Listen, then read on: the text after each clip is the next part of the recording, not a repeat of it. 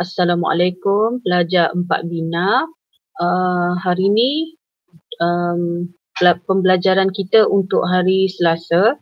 Cikgu terpaksa merekod pengajaran hari ini kerana cikgu akan ada mesyuarat pada pukul 2. Jadi sebelum tu cikgu terpaksa menyiapkan beberapa dokumen lah. Okay, jadi cikgu harap macam biasalah awak diminta untuk melihat rakaman cikgu, kemudian komen waktu dari pukul berapa hingga berapa awak tengok dalam grup WhatsApp, dan kemudian siapkan latihan praktis formatif. Okay, sekarang cikgu akan tekan butang share screen.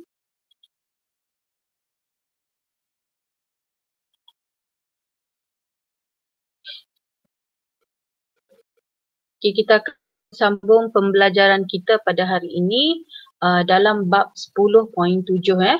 Jadi kalau kita tengok ni, kita dah hampir kepada slide ataupun hampir kepada bab yang terakhir lah. Okey, jadi dalam 10.7 cikgu harap jelaslah ya cikgu punya slide awak dapat tengok.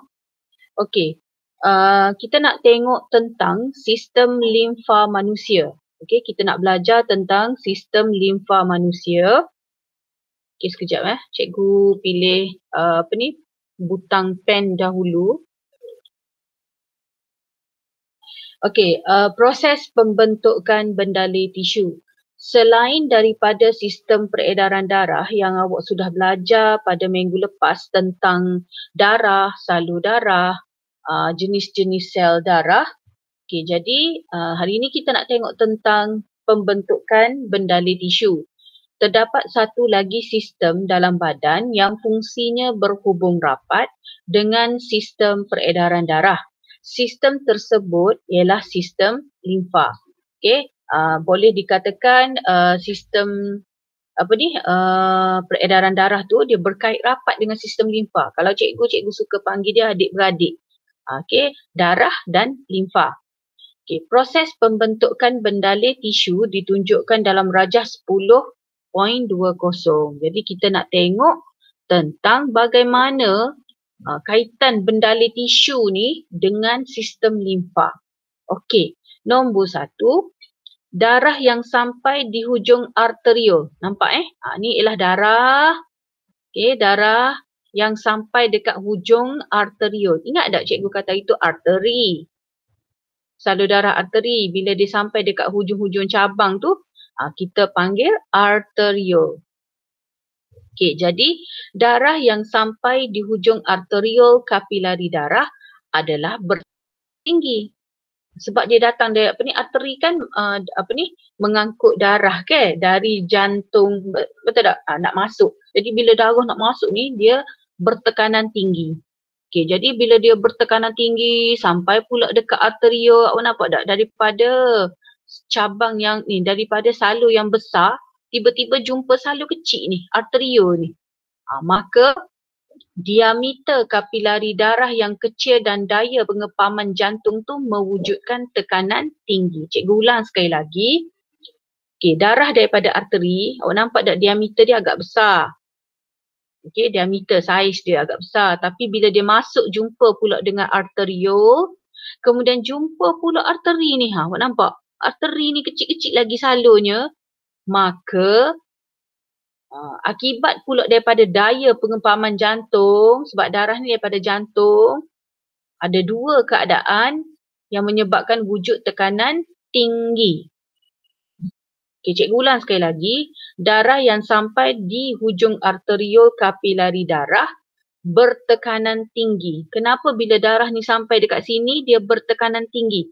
Kerana dari salur darah yang besar, arteri, kemudian masuk arteriol sederhana, kemudian masuk lagi dekat kapilari, salur tu kecil.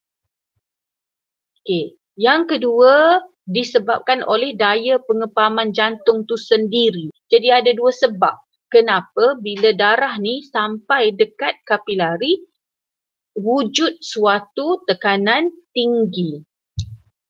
Okey, bila sampai dekat hujung kapilari, wujud suatu tekanan tinggi. Kerana dua sebab. Okey. Pertama sebab diameter yang kecil di kapilari. Yang kedua kerana daya pengempaman jantung tu sendiri. Sebab darah daripada arteri memang bertekanan tinggi. Okey, apa jadi akibat tekanan tinggi tu? Okey, tekanan tinggi ini akan menyebabkan plasma darah meresap secara berterusan dari kapilari darah ke dalam ruang antara sel. Jadi akibat tekanan tinggi tu, akibat tekanan tinggi, sebahagian kandungan darah, sebahagian kandungan darah iaitu plasma darah terturas keluar. Dia meresap keluar sebab tekanan terlalu tinggi, dia menyebabkan darah-darah tu sebahagiannya terkeluar. Cikgu suka panggil terkeluar, terturas keluar, meresap keluar. Dan benda ni berlaku secara berterusan sebab apa? Sebab darah sentiasa mengalir. Jadi selagi dia masuk sini dia akan terturas keluar. Sebahagian darah akan terkeluar. Okey? Pergi ke mana? Pergi ke ruang antara sel. Jadi dia akan terkeluar. Tak semua keluar tapi sebahagian plasma darah tu terkeluar, meresap keluar dan benda ni berlaku berterusan semua. Okey. Terkeluar pergi ke ruang antara sel.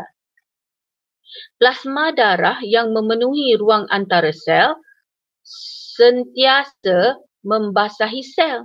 Kan cikgu kata benda ni berlaku berterusan, berlaku, sentiasa membasahi sel dan dikenali sebagai bendalir tisu. Okey, maksudnya dia ni berasal dari darah. Dia asal daripada darah. Tapi sebab dia meresap keluar, pergi ke mana? Pergi ke ruang antara sel ni, kita tak boleh panggil dia darah. Kita kena panggil dia bendalir tisu. Okey, sebab dia meresap keluar tu, dia berasal dari darah. Tetapi sebab dia meresap keluar, sebahagiannya kita panggil bendalir tisu. Okay, kenapa kita tak boleh panggil dia darah? Sebab bendalir tisu tu tidak mengandungi eritrosit, sel darah merah, tidak mengandungi platelet, tidak mengandungi protein plasma yang ada dalam darah. Sebab dia tak ada sel darah merah, dia tak ada platelet, dia tak ada protein plasma, jadi tak boleh panggil dia darah, kena panggil dia bendalir tisu. Okey, kenapa eritrosit, platelet dan protein plasma tak ada dalam tisu? Kerana dia tak boleh keluar kerana ketiga-tiganya bersaiz terlalu besar dan tak dapat meresap keluar daripada plasma darah. Jadi sebenarnya dekat kapilari darah ni, ada banyak liang-liang kecil, liang-liang halus, lubang kecil. Jadi sebab itulah sebahagian darah tu meresap keluar. Dia keluar melalui lubang-lubang kecil tu. Jadi yang berjaya keluar semuanya bersaiz kecil. Jadi yang bersaiz besar tak boleh keluar.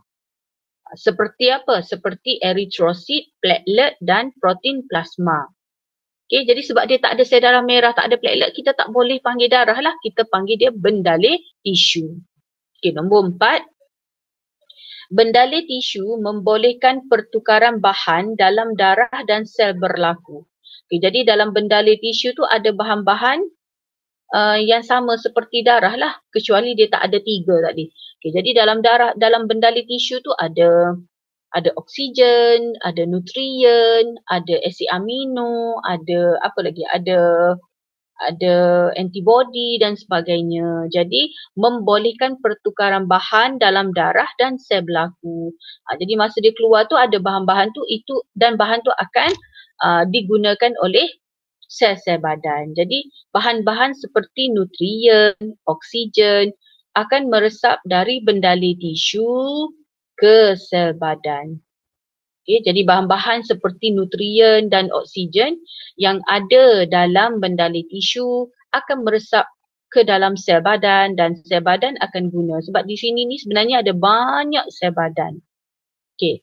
Pada masa sama, selepas sel badan menggunakan bahan-bahan tersebut, maka bahan-bahan buangan dan karbon dioksida meresap dari sel badan masuk ke dalam kapilari darah melalui bendalai tisu.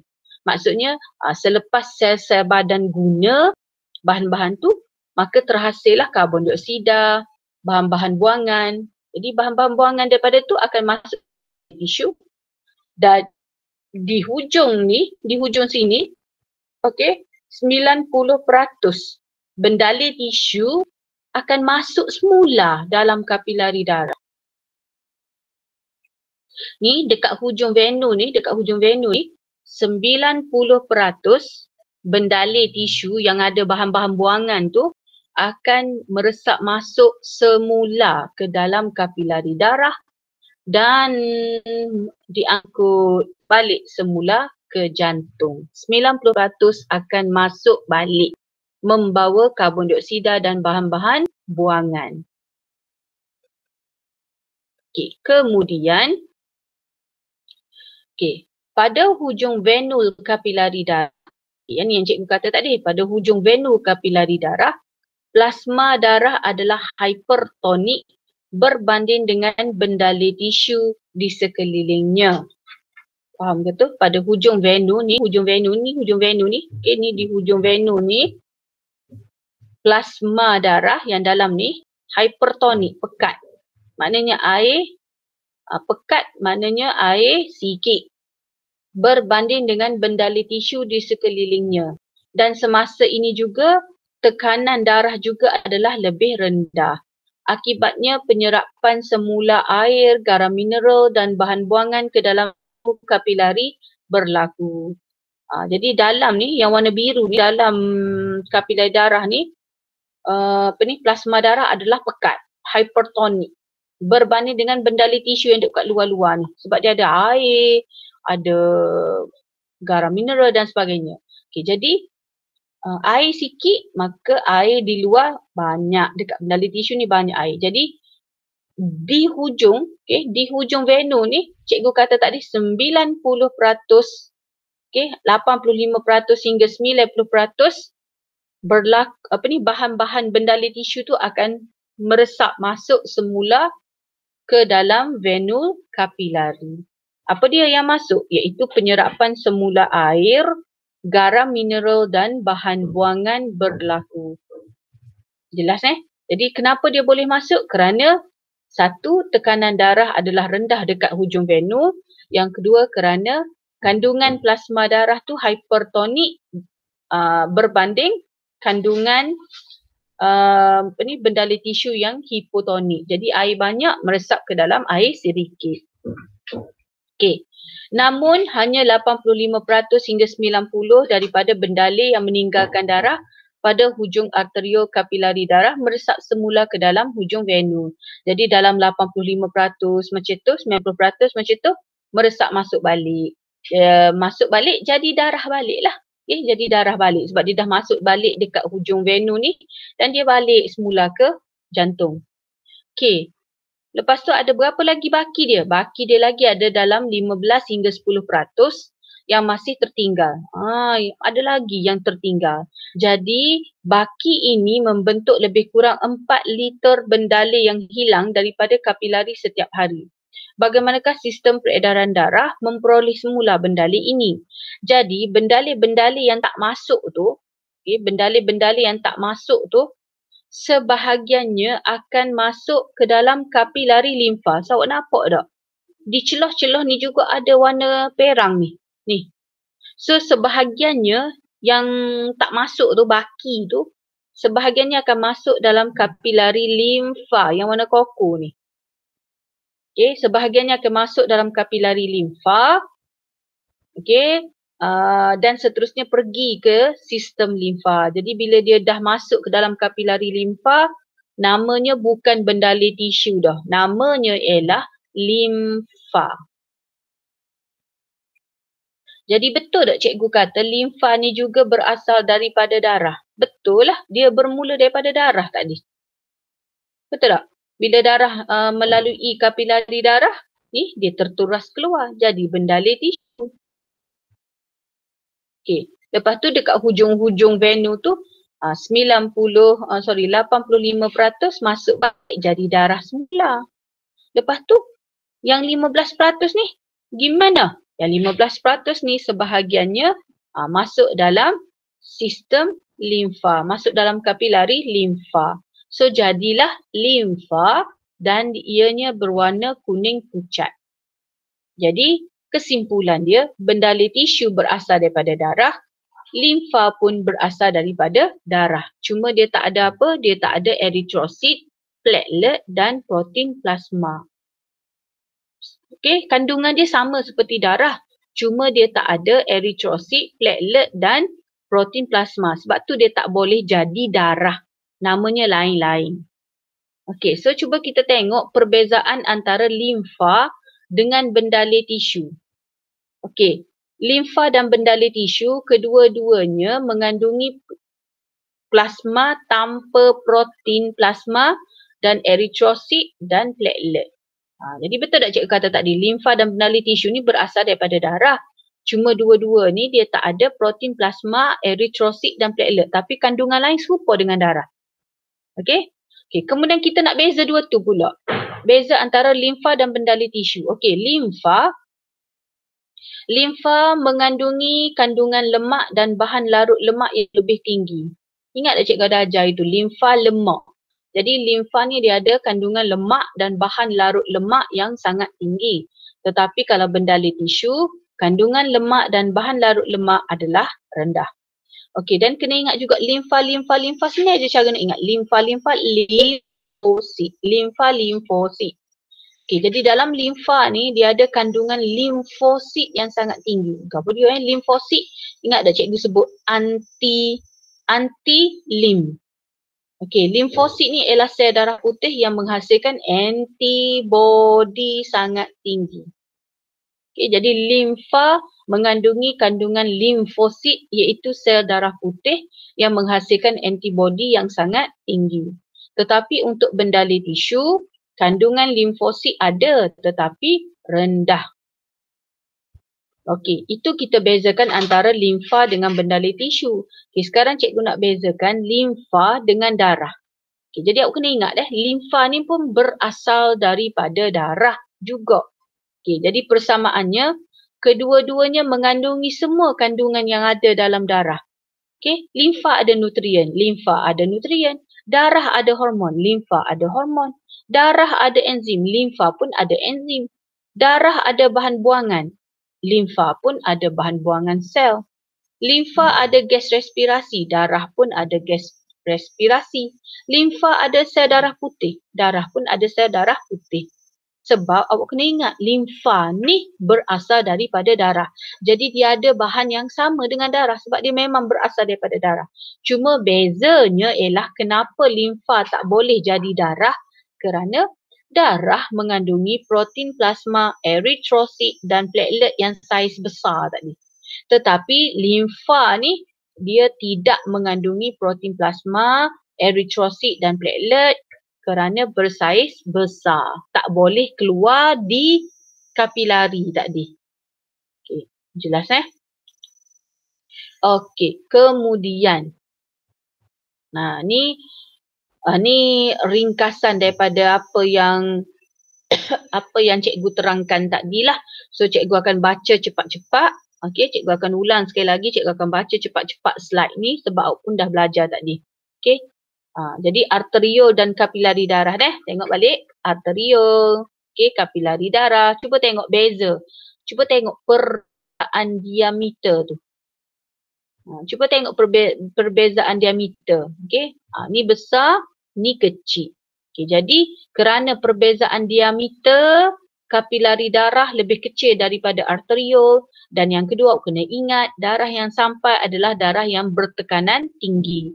Jadi menyebabkan tekanan tinggi ini menyebabkan sebahagian kandungan plasma darah meresap secara berterusan dari kapilari darah ke dalam ruang antara sel. Jelas Kerana tekanan tinggi dan daya pengepaman tu menyebabkan dia macam terkeluar. Orang Kelantan panggil jeluok, terkeluar. Okey. Jadi bila dah terkeluar, Walaupun dia adalah darah, kita tak boleh panggil darah dah, kita panggil dia bendalir tisu dan sentiasa membasahi. Sentiasa ada. Okey, sentiasa ada dan dia duduk dekat sel-sel, dekat tisu-tisu. Sebab tu dia panggil bendalir tisu. Okey, apa yang ada dalam kandungan bendalir tisu ni? Jadi kandungan bendalir tisu ni dia ada kandungan sama seperti darah. Serupa je dengan darah. Tetapi dia tak ada apa? Tetapi dia tak ada eritrosit sel darah merah, dia tak ada platelet dan dia tak ada protein plasma seperti albumin, globulin, fibrinogen. Kerana semua ni bersaiz besar dan tidak dapat meresap keluar daripada liang kapilari darah yang kecil-kecil itu. Tetapi bendalir tisu ada air, ada nutrien, glukosa, ada bahan buangan, hormon dan enzim. Sama je seperti kandungan dalam darah. Okey. Kemudian, oleh kerana bendalir tisu ni ada air, ada nutrien, ada glukosa, bahan buangan, hormon, enzim, maka berlakulah pertukaran bahan antara bendalir tisu beri kepada sel. Jadi sebab bendalir tisu yang ada semua bahan-bahan yang diperlukan oleh sel, jadi sel pun dapatlah air, nutrien, bahan buangan, hormon, enzim. Okey, selepas sel-sel guna, okey, apa jadi? Kemudian bahan buangan dan karbon dioksida dari sel badan yang sudah digunakan akan meresap masuk ke dalam bendalir tisu, dari bendalir tisu bawa ke kapilari darah. Maknanya dia tu akan masuk balik dalam kapilari darah. Okey. Kemudian di hujung vena dekat sini dia masuk dekat hujung ni. Okay, jadi di hujung vena iaitu kita panggil venule, plasma darah adalah hypertonik, pekat, air kurang. Dalam ni air kurang deh. Di luar ni air banyak ke? Dia ada air. Okey, jadi sebab itulah air dan bahan-bahan daripada bendalir tisu akan meresap masuk ke dalam hujung venule kerana di luar adalah hipotonik. Yang dalam ni adalah hypertonik. Okey, dan di situ tekanan darah rendah. Maka berlakulah penyerapan semula. Kena sebut perkataan ni. Berlaku penyerapan semula. Okey, air, garam mineral dan bahan buangan masuk semula ke dalam venule kapilari dan kemudian dibawa ke jantung. Okey, jadi berapa peratus yang masuk? Hanya 85% sahaja bendalir tisu masuk balik ke dalam kapilari darah, jadi darah semula. Okey, lepas tu cikgu 15 lagi. Okey, 15 lagi akan tertinggal. Tok Si balik. Dia kata aku nak jadi bendalir tisu. Okey, sebahagian 15% tu tertinggal menjadi bendalir tisu. Manakala 4% lagi, sikit je. Manakala 4% lagi akan meresap masuk dalam ni yang special ni, masuk dalam kapilari limfa. Dan bila dah masuk dalam limfa, maka dia jadi bendalir limfa. Jelas ke? 15% tu pula dia pecah pula. Ada sebahagian tu memang nak jadi bendalir tisu saja. Okey. Manakala 4% lagi masuk dalam kapilari limfa dan menjadi limfa. Okey, so ini ialah kandungan dalam darah. Okey, kalau tengok kandungan dalam darah ni dia ada belakang. Ada protein plasma, ada eritrosit sel darah merah Eritrosit ni ialah sel darah merah, ada untuk pembekuan, ada nutrien, hormon, enzim, bahan pangan, gas respirasi, limfosit. Tapi dalam bendalir tisu tak ada apa. Tak ada dah ni. Nampak? Cikgu dah buang dah. Tak ada eritrosit, tak ada platelet dan tak ada protein plasma. So dia ada sama je. Nutrien, hormon, enzim, bahan buangan, gas respirasi dan leukosit. Okey, bendalir limfa pun sama juga. Dia tak ada, cikgu dah buang dah. Tak ada eritrosit, tak ada platelet, tak ada protein plasma. So dia ada nutrien dan limfa ni dia ada nutrien. Tapi dia ada banyak lemak. Nutrien jenis lemak dan bahan larut lemak. Lepas tu dia ada hormon, dia ada enzim, ada bahan buangan, dia ada gas respirasi. Sama je dengan ni, sama je.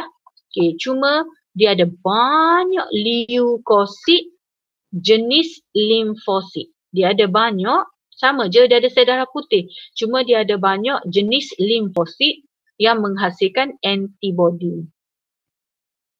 Okey, jelas Okey. Dinding kapilari limfa, sekejap Dinding kapilari limfa terdiri daripada satu lapisan sel sahaja. Okey, dinding kapilari limfa ni, yang warna kuning semua ni, dia sangat nipis lah, setebal satu lapisan sahaja. Kapilari limfa berbeza daripada kapilari darah. Awak nampak tak? Kalau kapilari darah ni dia bentuk macam ni, ni. Ni kapilari darah bentuk kapilari darah. Tapi kalau kapilari limfa ni dia pelik sikit. Cuba awak tengok. Ni hujung-hujung dia ni. Ni hujung-hujung dia ni buntu. Gapa hujung dia buntu cikgu? Tertutup. Sementara hujung yang satu lagi dihubungkan dengan salur limfa. Kalau awak tengok hujung kapilari darah, dia tak buntu, dia terbukuk. Dah. Tapi kalau kapilari limfa ni dia macam ni. Dia macam ni, nampak tak?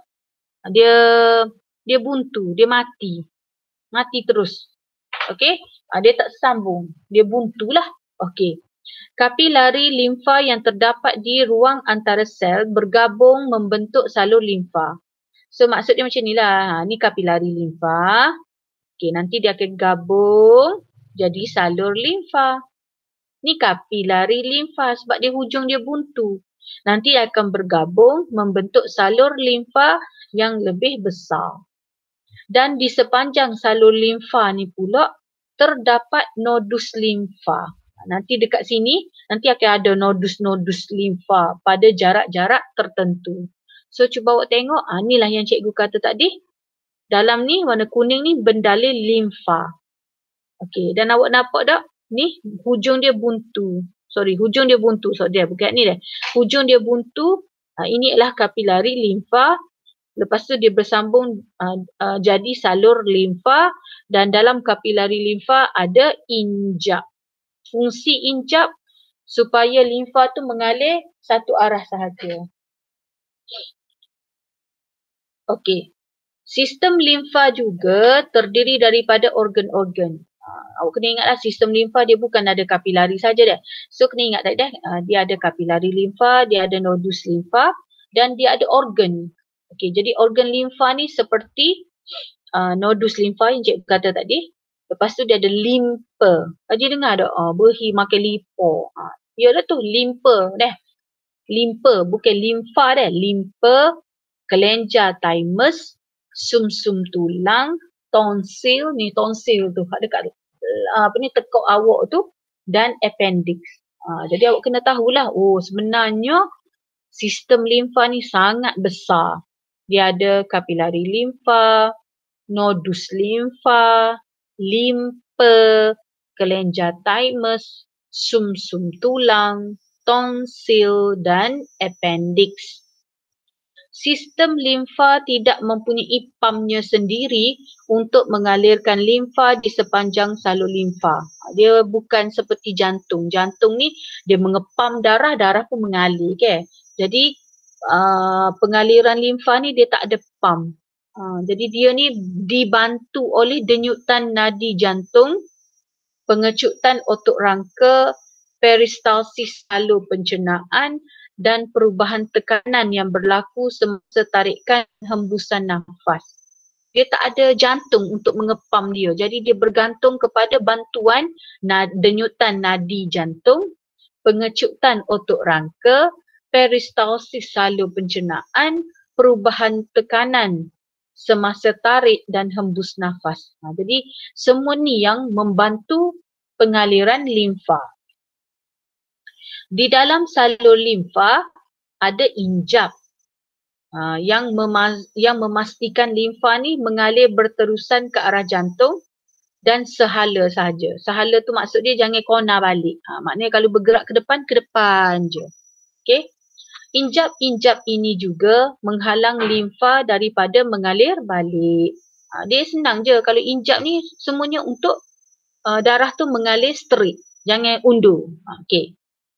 Okey, kita cuba tengok sistem limfa sekejap sebelum kita sambung. Okey, cuba tengok dah. Ha, ni yang cikgu kata tadi, tonsil. Okey, dekat tekuk awak tu. Okey, lepas tu kita cari yang penting-penting dulu. Ha, okey, yang ni limpa. Okey, ni limpa. Bukan limfa dah, limpa. Lepas tu awak nampak tak di seluruh tubuh awak ni ada banyak salur limfa. Dan yang ni semua ni yang hujung buntu ni yang cikgu bulat-bulatkan ni, ini ialah kapilari limfa. Dan kapilari limfa ni dia akan bersambung membentuk salur limfa yang banyak-banyak ni. Okay, kemudian yang ada macam butir-butir ni, ini ialah nodus limfa. Okay, ada banyak nodus limfa ni. Okay, lepas tu lagi ni kelenjar thymus. Okay, thymus. Okay, ni kelenjar thymus. Okay. Lepas tu nanti kita tengoklah apa tu, ductus limfa kanan lah, ductus limfa apa ni, vena subclavicle kiri lah. Okey, kemudian yang dalam tulang awak ni, cikgu kata dah ke warna merah tu, awak kepoh-kepoh. Tulang tu itu ialah sum-sum tulang. Okey, lepas tu ini ialah appendix. Okey, sekarang kita nak tengok hubungan antara sistem peredaran darah dan sistem limfa. Okay, sebelum cikgu pergi lebih lanjut, cikgu tertinggal yang ni. Okay, so kita cuba tengok ductus limfa kanan, dia berada di belah kanan deh. Ductus limfa kanan, dia berada di belah kanan. Jadi dia ni menerima limfa daripada bahagian tangan kanan, bahagian dada dan bahagian kanan kepala dan leher. So bila duduk sini, dia cuma terima yang bahagian kanan. Kanan apa? Dia akan terima limfa daripada bahagian tangan kanan, dada kanan. Okay. Kepala dan leher belah kanan. Dia tak ada ductus limfa kiri dah, kena ingat. Dia tak ada ductus limfa kiri. Ductus thorax. Oh, lepas apa dia tak buat ductus limfa kiri? Senang kita nak ngapa. Okey, awak kena terimalah. Kalau yang belah kanan ni kita panggil ductus limfa kanan. Kalau yang belah kiri kita panggil ductus thorax. Okey, jadi ductus thorax ni dia belah kiri. Maka dia akan terima limfa yang datang daripada kiri kepala, leher, dada, kiri, bahagian badan di bawah tulang rusuk, semuanya daripada bahagian kiri. Boleh? Okey. Okey, kita nak tengok pergerakan dia. Semua salur limfa, tadi kan daripada kapilari limfa. Lepas tu dia bersambung jadi salur limfa. Okay, salur limfa ni akan bercantum dengan salah satu daripada dua salur limfa utama, iaitu bahagian kiri dia akan pergi ke ductus thorax dan kalau bahagian kanan dia akan pergi ke ductus limfa kanan. Okey, maksudnya macam ni. Daripada kapilari limfa, dia akan bersambung membentuk salur limfa. Betul tak ni? Awak nampak ni? Ni kecil-kecil ni kapilari limfa. Kemudian dia bersambung-sambung jadi salur limfa. Dan salur limfa tu akan melalui nodus limfa, limpa, kelenjar thymus, sum-sum tulang, tonsil, appendix. Kemudian yang bahagian kiri kanan akan pergi bawa limfa pergi ke ductus limfa kanan. Kalau yang bahagian kiri dia akan bawa limfa pergi ke ductus thorax. Kemudian daripada situ dia akan mengalir melalui vena subclavicle kanan. Kalau yang belah kiri dia akan mengalir melalui vena subclavicle kiri. Barulah masing-masing masuk ke jantung dan dibawa ke sistem peredaran darah. Itu cara pergerakan dia. Faham ke? Limfa dalam kapilari limfa bersambung pergi ke salur limfa. Semasa pergi ke salur limfa tu, dia akan melalui nodus limfa, limpa, kelenjar thymus, sum-sum tulang, tonsil, appendix. Lepas tu dia bahagi pula. Kalau yang belah kanan, dia akan masuk ke ductus limfa kanan. Kalau yang bahagian kiri, dia akan masuk ke ductus thorax. Lepas tu daripada kanan pergi ke vena subclavicle kanan. Kalau yang kiri, vena subclavicle kiri. Lepas tu masing akan bertemu di jantung. Masuk balik sistem peredaran darah. Okey, jelas Nampak? Yang ni lagi jelas gambar dia. Ni kapilari limfa ni. Lepas tu masing-masing semua jadi salur limfa. Jadi masa dia jadi salur limfa ni dia akan melalui nodus limfa. Okey. Nampak ada limpa. Tu dia pun bahagi dah. Okey, bahagi dah. Yang bahagi dah jadi yang kiri akan masuk ductus thorax belah kiri ni. Yang kanan masuk ductus limfa kanan. Lepas tu masuk melalui dibawa oleh vena subclavicle kanan, vena subclavicle kiri, and then back balik masuk dalam sistem peredaran darah. Okey, yang inilah yang cikgu kata tadi. Seterusnya ductus thorax, yang ni belah kiri akan mengalirkan kandungannya pergi ke vena subclavicle kiri, manakala yang ductus limfa kanan akan mengalirkan limfa ke dalam vena subclavicle kanan. Jadi limfa yang terkumpul dari seluruh badan, dia bercantum, akan mengalir masuk semula ke dalam sistem peredaran darah. So nampak tak? Ni yang belah kanan. Ni. Belah kanan. Belah kanan deh. Okey, lepas tu yang belah kiri.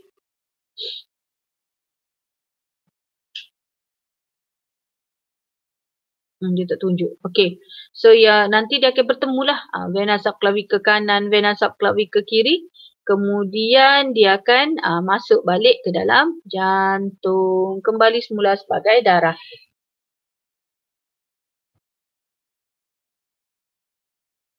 Nampak ni? Ni kapilari limfa.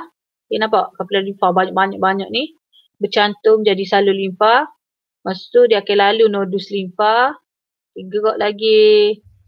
Jadi ada yang daripada kanan tu dia akan masuk kot ductus limfa kanan. Masuk kat ni. Kalau yang ductus thorax dia masuk daripada kiri kan. Lepas tu sama-sama bertemu dekat vena subclavicle kanan kiri tu. Kemudian barulah dia balik semula ke jantung.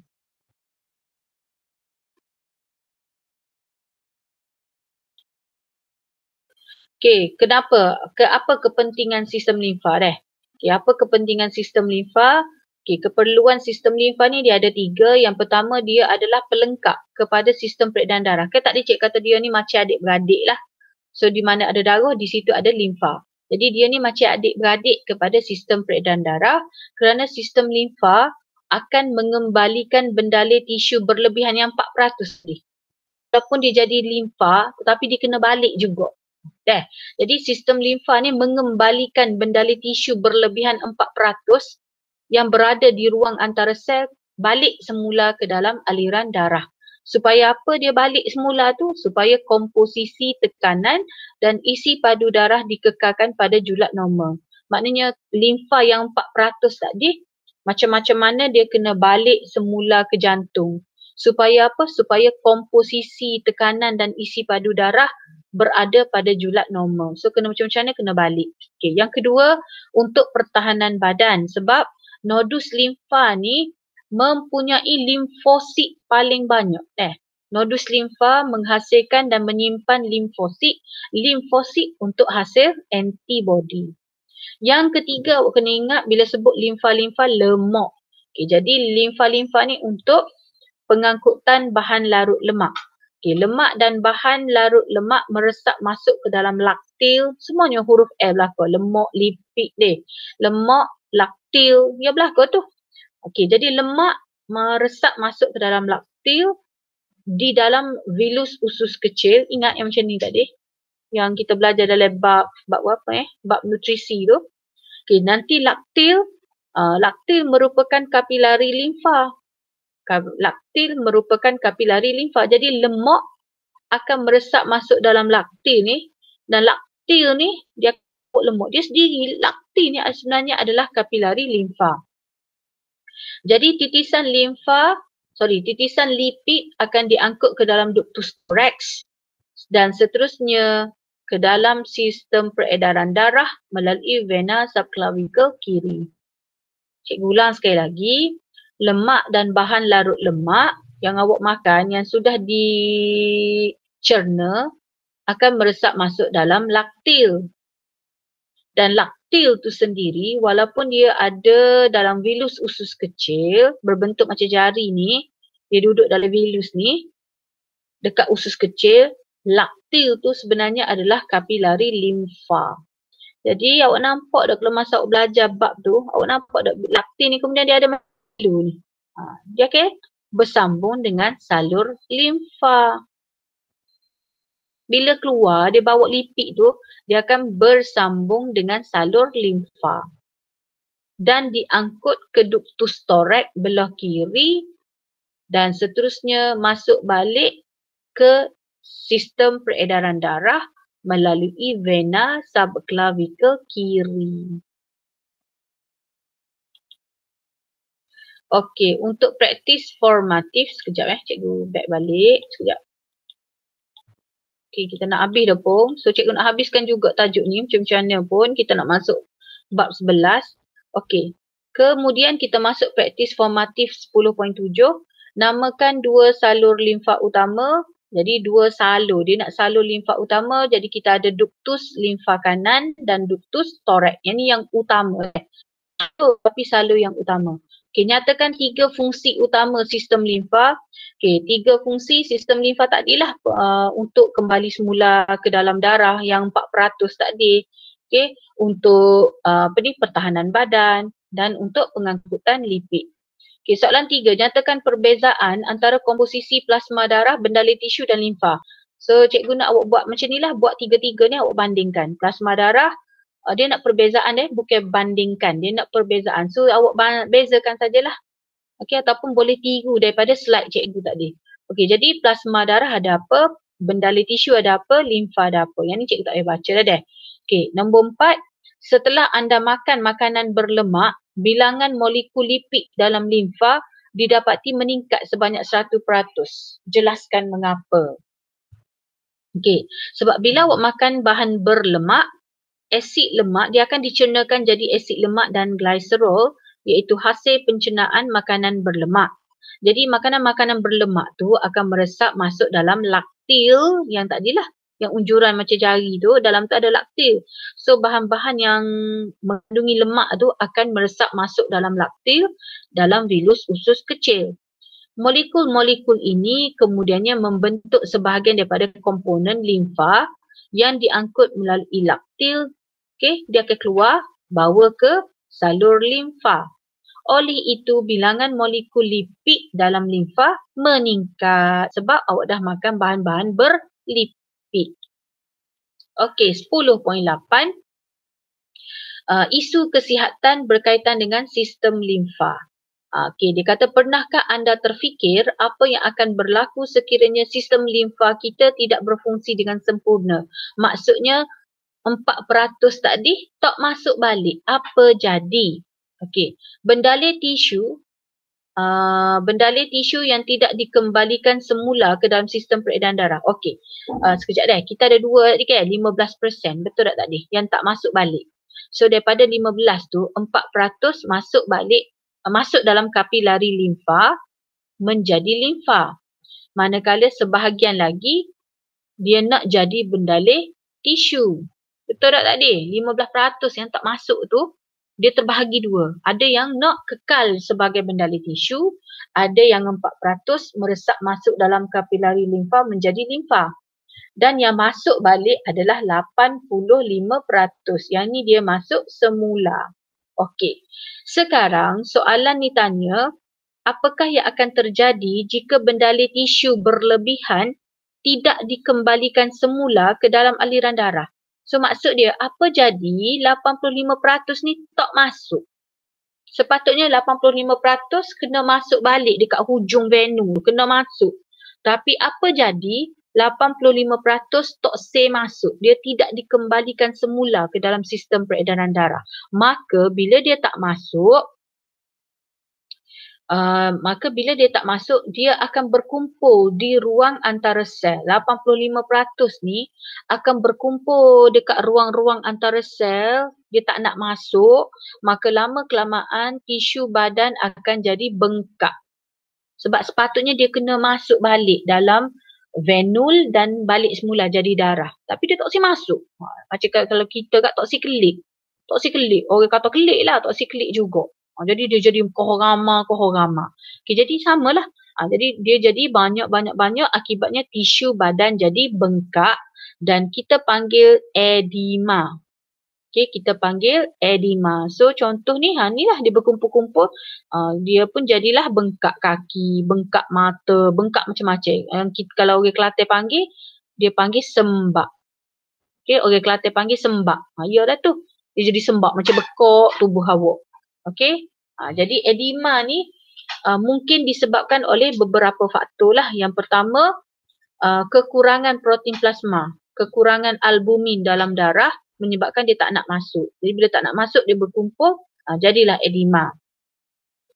Yang kedua, kerana kehamilan. Biasalah kalau mengandung, dia akan jadi sembak kaki. Kenapa?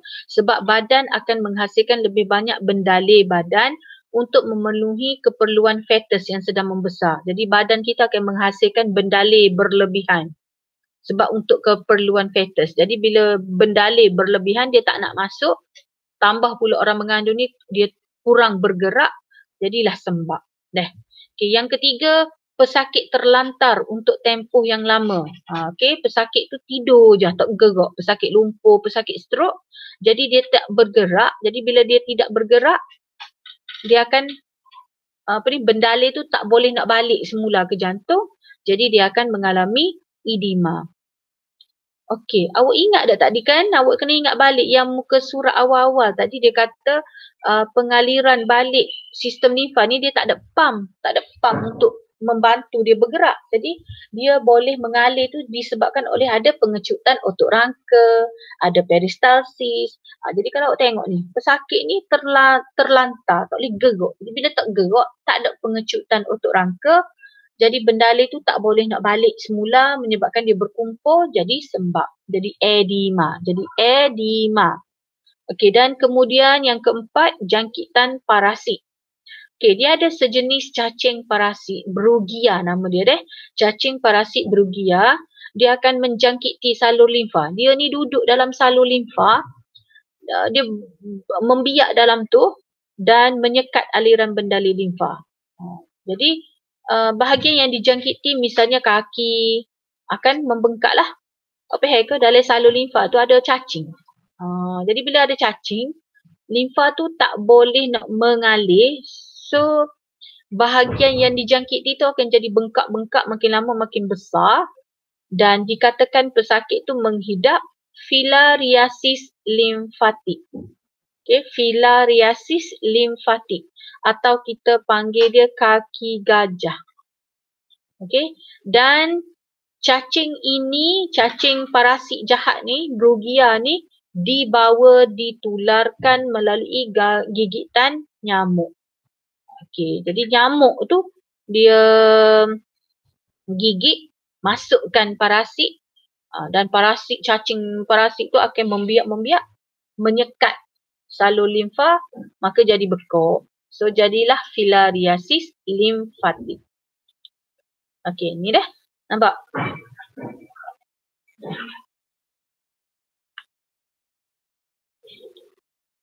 Okey, so kita pergi kepada praktis formatif 10.8. Bagaimanakah jangkitan parasit boleh berlaku?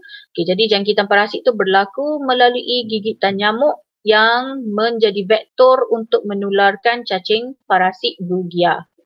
Terangkan apa yang akan berlaku sekiranya bendalir tisu 85% tu tak nak balik, gagal dikembalikan.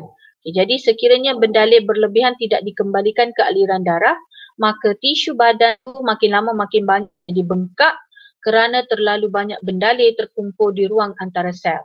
Soalan 3, ramalkan apa yang akan berlaku kepada kaki seorang pesakit yang terbaring dalam tempoh yang lama.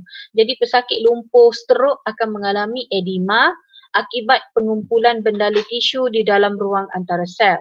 Ini adalah kerana pengembalian bendalir tisu ke aliran darah memerlukan bantuan pengecut otot rangka. Cikgu kata dah tadi, darah ke bendalir tisu ke dia nak masuk bendalir limfa tu dia mengalir, dia tak ada pump. Jadi dia memerlukan bantuan pengecutan otot rangka dan otot pada dinding salur limfa. Tapi sebab dia terlantar lama tak bergerak, maka tak ada pengecutan otot rangka. Jadi lama kelamaan bendalir tisu tu akan berkumpul dan menyebabkan pesakit tu akan mengalami edema. Okey, soalan 4. Titisan lipid atau globul lemak tidak boleh meresap ke dalam kapilari darah vilus, tetapi perlu meresap masuk dalam laktil sebab dia lipid. Dia tak boleh masuk dalam kapilari darah tapi dia akan masuk dalam laktil. Terangkan mengapa? Kerana globul lipid adalah terlalu besar untuk meresap dalam kapilari darah. Kan cikgu ada cakap kapilari darah tu dia ada lubang-lubang halus je.